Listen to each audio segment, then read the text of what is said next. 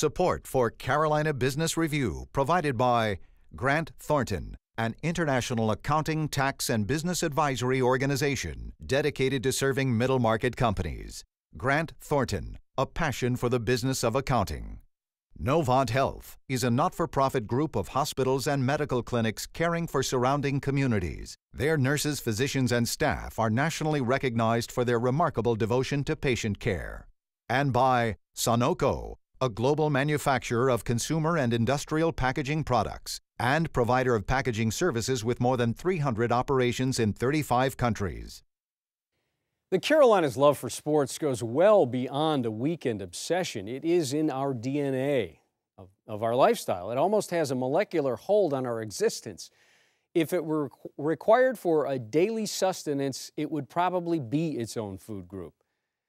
Think about it. The industries, the traditions we have built up around college football, basketball, NASCAR, the Panthers, the Bobcats, the Hurricanes, and golf. We start this week's dialogue with an eye on the business and the policy of sports. Later on, UNC Charlotte Chancellor Phil Dubois. Major funding also by the Duke Endowment, a private foundation in Charlotte, enriching communities in the Carolinas through higher education, healthcare, rural churches, and children's services. And by Blue Cross and Blue Shield of North Carolina, who's responsible for rising healthcare costs.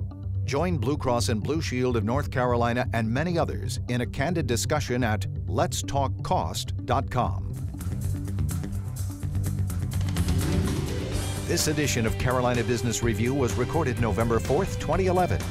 On this week's program, Scott Brown of the Myrtle Beach Pelicans, Jeff Beaver of the Charlotte Regional Sports Commission, and special guest, Chancellor Phillip Dubois of UNC Charlotte.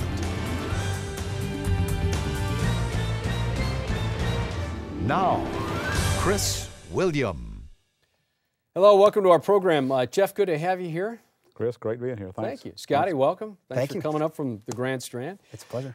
Jeff, I'm going to start with you, and it seems like a sign of the times, and in NASCAR circles at least, and it makes the broader news. But Red Bull Racing is pulling out and pulling up stakes, and that goes on, and they're cutting some of the race teams, and this obviously a dialogue about the larger influence of corporate dollars and corporate sponsorship in sports. What's going on there? How would you characterize it?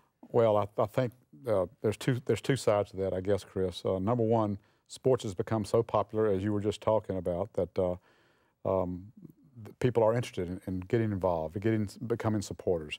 The problem is that the economy has taken a dive, and they have to make some decisions. And I've seen this happen time and time again, not only with what I do, but also with some of the larger sports franchises and sports businesses in and around Charlotte, that their supporters, their sponsors are thinking twice about what they're doing and how they want to utilize their promotional dollars. And it's just I think it's a sign of the times. I think it'll get better. I think one of our two major league teams has already been talking about the fact that their corporate sponsorship has increased, but at the same time, we've got to get people in the doors and make that continue. So the Panthers, the Carolina Panthers, and the Charlotte Bobcats have both said that their corporate money has gone up year over year. If I'm not sure if year over year, but I just think in the last year, I think I've read somewhere that in both cases that they've seen an increase in their corporate sponsorship. Whether that means people are buying more tickets or not remains to be seen.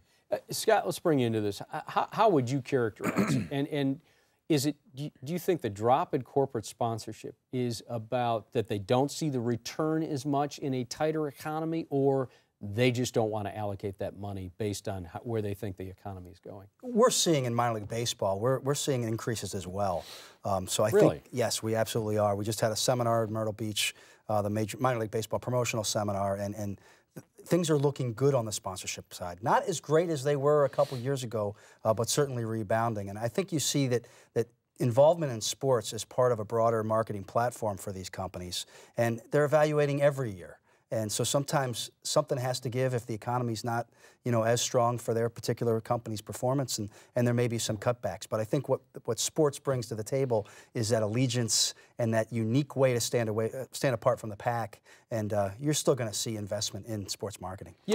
Go ahead, Jeff. Well, Chris, I was going to just add this, and I should have said earlier.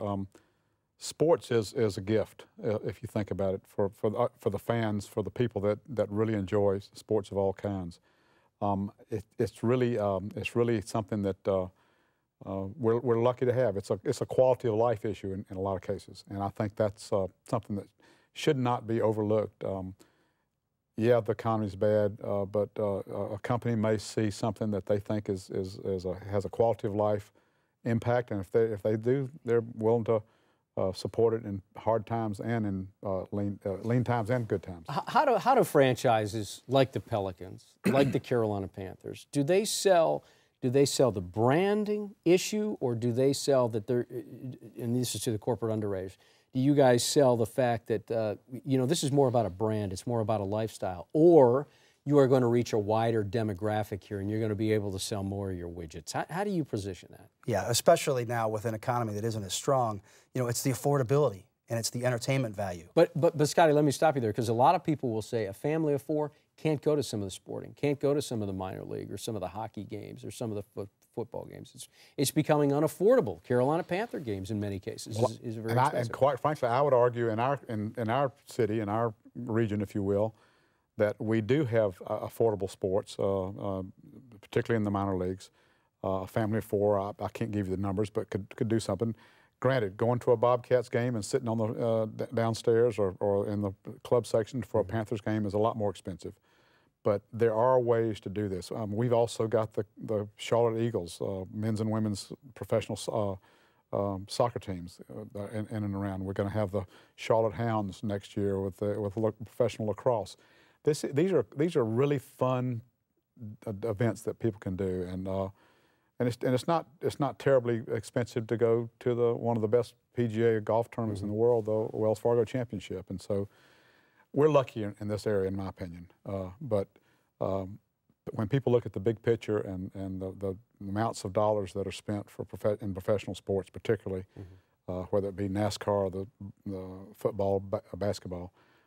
They get a little shy of the fact that these are really can be affordable sports. Scotty, is there low-hanging fruit when you've got right down the road from Pelicans, Myrtle Beach Pelicans, you've got USC Coastal Carolina, you've got the Chanticleers down there? Is there some connection that we're missing here that you could be reaching out more and doing more issues with that? Well, we work very closely with Coastal Carolina, and I'm sure most of the minor league clubs in the Carolinas, work closely with their universities that are close by. It's great because they're catering to some of the same people that we're catering to. So by teaming with them, somebody may be Coastal Carolina Teal through and through, and they may be going to football games. They get into the habit of going to sporting events. We turn them on to a Pelicans game, and you get that back and forth. So we do a lot of things together. We have season ticket packages that have a couple tickets that you can get for Chanticleers events, and we're trying to do the same thing in reverse. And so I think there's a lot of positives and some good, healthy competition as well. Now, you had Texas Rangers playing Coastal Carolina? We did. What was that like? It was absolutely tremendous. And people... I mean, the Texas Rangers, the A-team came in to play Coastal Carolina. The entire club came because they broke spring training camp this past March, flew directly from Surprise, Arizona to Myrtle Beach, spent 2 nights in Myrtle Beach, played Coastal Carolina in the first game in Myrtle Beach ever to involve a major league team. A great thrill for the kids, but a great thrill for the fan base. And what a way to energize a new affiliation, in our case, with the Rangers, with the hardcore Coastal Carolina fans. Josh Hamilton, of course, is a North Carolina kid, and he was just thrilled to be there. And I think had his first Bojangles in about 4 years was what he was all excited about. But he stood in the outfield before the gates even opened and spent about a half an hour just holding court with the entire Coastal Carolina team. Jeff, in contrast to that, I mean, here's a feel-good moment in sports. Perfect example of why sports is successful, has been successful. And then we've got the scandal at Carolina.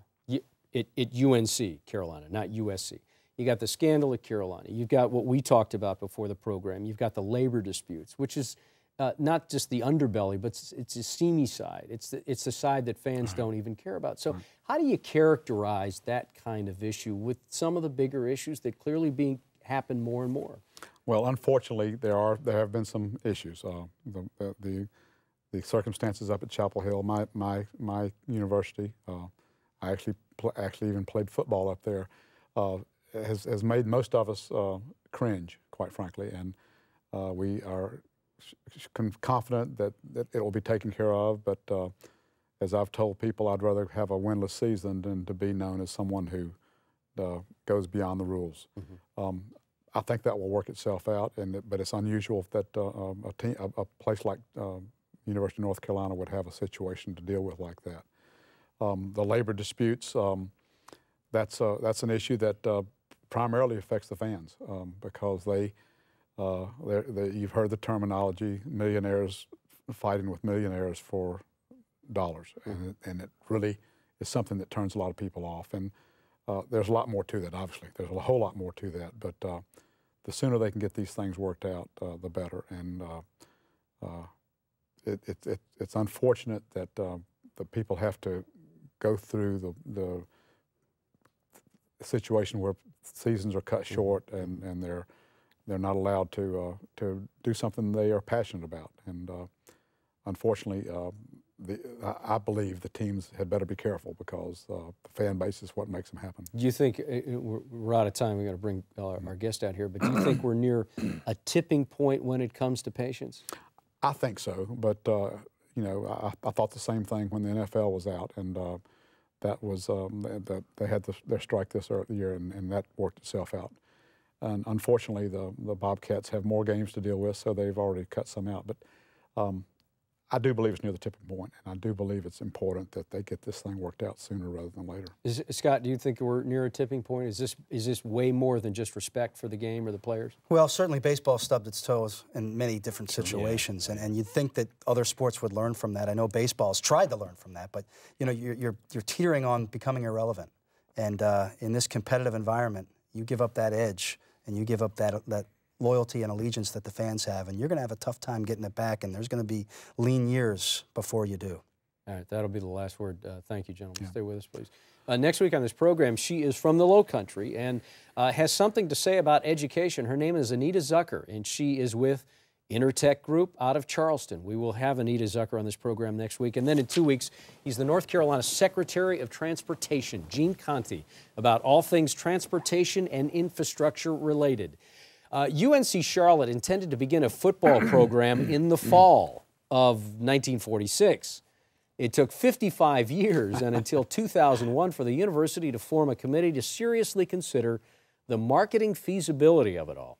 And then after September 11th of that year, of course, the idea was shelved. Many dialogues since then takes us up to September of 2001. School Chancellor Phil Dubois recommended adding a football program to the Board of Trustees of the university. Joining us now is UNC Charlotte's Chancellor, Dr. Phil Dubois. Chancellor, welcome to the program. Good to have you. You know, this is not new news now that you are adding a football program. What is new news is you've got a couple big names that have been are named on the field. Hugh McCall, former chairman of Bank of America, and Jerry Richardson, owner of the Carolina Panthers. Huge win for the university, it would seem, Phil. What is the implication for the school beyond just the football program here? Well, Chris, I'm in my 7th year as chancellor, and one of the things that I've been emphasizing, really at the suggestion of our former president, Erskine Bowles, was to look for ways that Charlotte could own its public university. And when two major community leaders like Jerry and Hugh add their names to this new venture, it just gives it all kinds of credibility that it might not have had before. And it certainly convinces people that it's going to happen because these are smart business leaders. They're making a personal investment in this, and they don't do that lightly. Do you think up until that announcement that it was still an uphill battle for you to sell not just the Charlotte community, but the system and the state, or opponents that you might face, that this was going to really happen, that you were actually going to have a football program? It took so long, and will just correct one thing you said in your introduction. We actually have had football before. In 1948-49, the Charlotte Owls took the field ever so boldly to fold a year later. Okay. But it took so long to study and to make a reasoned judgment about whether to go forward. We made the decision right before the economy started to crater. And I think people have been holding back, waiting to see if it was really going to happen. But we've now started pouring concrete for the field house and the stadium. We have this major gift from McCall Richardson, and I think people now believe. Ever a moment, and I'm going to give you a chance to ask questions here, guys, I'm sorry, just ever a moment of doubt, Phil, after, gosh, we made this announcement, the economy, you know, the Great Recession of 2008, 2009, did you ever drive home thinking, you know, what have we done? Well, fortunately, I have the shortest commute in the city of Charlotte, so I don't get a long time to think about it because I live on campus. But no, actually, there are no state funds that go into the football program. They're all based on either student fees or private gifts and sponsorships and ticket sales. So the question was, do we believe that by 2013, when we first take the field, the economy will have rebounded enough to sustain the football program? And certainly in terms of our enrollment and our student fees, we have no doubt. We've had 15 consecutive years of enrollment growth, including this last year. And I think by the fall of 2013, the people will be there for sure. I think the thing is, they're hungry for this. This is not like, I love basketball. Basketball is a great game. Football is a great experience. And it's an all-day deal. And people can go out onto our wonderful campus, bring their families. I think it's going to be quite affordable for people. So I think it'll be great for the university, and it'll bring a lot of people out. In fact, Jerry Richardson, when he came out for the announcement, had never been on our campus before. How can that be? I guess that's the point, right? Exactly. All right. Jeff, question? Phil, I was lucky enough to be on the feasibility study committee, and a lot of good thought went into making the recommendation to you to move forward with football. Very seldom do we talk about the state of the economy, which is an interesting concept given the turn of events, and yet you're able to pull it off and get a great start on this thing with a great committee, with a great leadership group. I'm very interested in your comment about the fact that it's going to be an affordable issue, which I think is very important these days. My guess is you're talking about ticket prices or ticket packages as far as affordability, and the ability to come out and experience a game day experience, tailgating, whatever you want to call it, to draw people out there. Are there any other particular plans that are in the works right now to make sure that you get a critical mass out there? Well, we have, Jeff, 15,300 seats. About half of that will go to our students directly, and the remaining ones will go to people who have already bought or will buy, we hope, our 49er seat licenses and our season ticket sales. But I think we won't have any difficulty, particularly in the first few years, capturing the latent and pent-up interest in the Charlotte community for Saturday afternoon at UNC Charlotte. I think what's going to be the question is, how long will people stay with us? Because you've got to win in order to keep attracting interest, even from your own students. So that's why we've hired such a great coach, Brad Lambert. He's brought on his first few assistant coaches, and he signs his first class of students here in February of 2012. They'll be arriving on the fall of 2012. They have a year of training, and boy, I guess they'll know that playbook pretty well. And then we launch against Campbell University on August 31st, 2013, and I've already made my prediction that we'll win 49-0. I like that. There's a shocker. Scott? You know, this society is so passionate about sports, and sports, collegiate sports, professional sports, really transform communities. I've always been kind of curious in educational institutions. I mean, their main mission is to teach and to churn out great educational work, and what kind of pushback you might have had internally when you made the recommendation to go ahead with the football program. Well, it was bound to be controversial both on campus and off to some extent because of the high cost of athletics today. I mean, it would have been a lot less expensive to do it 25 years ago when Western Carolina or Eastern and other schools did, and even before that. But I think the feeling is that the modern university, particularly one which is going to have 35,000 students in time, that this is part of the overall experience for our students, for our alums, but also in particular in connecting us to the community. Eventually, you know, Jeff's question was what else may be in the works. Eventually we'll have light rail out to our campus, which will bring also another group of people who've perhaps never found their way up Highway 85 to visit our campus. But I think if people come out, they will be stunned at what they see. And we'll attract a whole new group of students based upon the experience of getting them to the campus for that football Saturday. I'm sorry, go ahead, Scott. You have a follow-up? Are there any studies about kids being attracted to a school because of the athletic program? Not just the athletes, but... It's interesting because part of my due diligence was to look at every piece of empirical research I could find on the consequences of football. And actually, a lot of the publicly held beliefs about football are not true in reality when you look long term. Sure, if you have a situation like App State where they win a national championships, they get a significant bump. But overall, football is not a moneymaker. It doesn't particularly help you with enrollment, and we're growing without it. And it's a long-term fundraising proposition. So in the near term, we're seeing this principally as a way of enriching our students' experience, connecting our alums, and reaching out to the community. And it's a major investment for us to do that. But I think long-term, we'll create opportunities for our graduates, we'll create opportunities in research and service for our faculty, and that will all be borne out in time.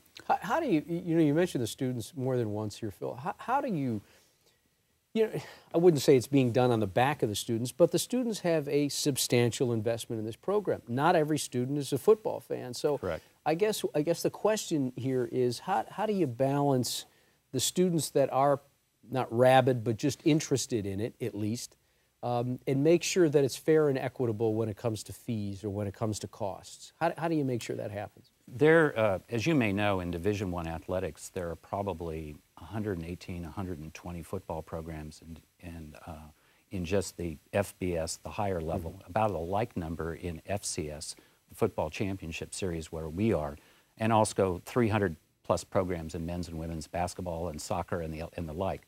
There isn't a situation where those programs in athletics can be paid for without student fees. And there are only about 20 institutions in the country that actually show black on their bottom line. But the fact is that students pay for a lot of things that they don't use at the university necessarily. Everybody pays a student union fee, but not everybody goes into the union. Everybody pays a health fee, but not everybody uses the health services. And football and athletic tickets are the same way. And there's just no way to run any of these enterprises without a collective sense of responsibility from the student body. And in the specific case of football, we had outstanding leadership over the better part of a decade from our student body to do this. So they were the least difficult to convince, even though they're paying the bill. Was that surprising to you that they were that excited about it? Well, sometimes I joke that maybe we didn't ask their parents, but no, I wasn't surprised. Yeah. I think they look around at other universities that have that more complete experience and then say they want that too. Sometimes people say Charlotte's a commuting college. That is factually inaccurate. 80% of our freshmen live on campus, and we believe about 3/4 of our undergraduates live on campus or within a mile. So we are now a residential university, and I think what we've seen is that demand for a student union, the demand for a student rec center, the emergence of football are all part of the change in our student body character over the last 15 years. I'm sorry, Jeff, we have less than a minute left, and I do want to ask you about November 16th is a special date for the school. Yes, it is. You are opening an uptown campus in Charlotte, in uptown Charlotte. You've got about 30 seconds. Tell us about that event and why that's special. Center City campus opened in September, but in November we're going to have a special event for guests and friends of the university. It's an invitation-only event to celebrate the opening, and we've invited our good friends, my former boss, Erskine Bowles, and also my former colleague when I was at the University of Wyoming, Al Simpson, to come not only about the work of the Deficit Reduction Committee, but to talk about their lives in public service and the changing character of political discussion these days. And I think they both have some good observations about that. It's going to be a wild. Yeah, no, and congratulations on that. Thank you for being here, Phil. Thanks, Chris. Scotty, nice to have you here. Please come back. Jeff, good to see you. Sir. Thank you. Yes, sir. Also, our special thanks at UNC Charlotte to Beth Fisher. Without her, this would not be happening today. Thank you, Beth. Until next week, good night.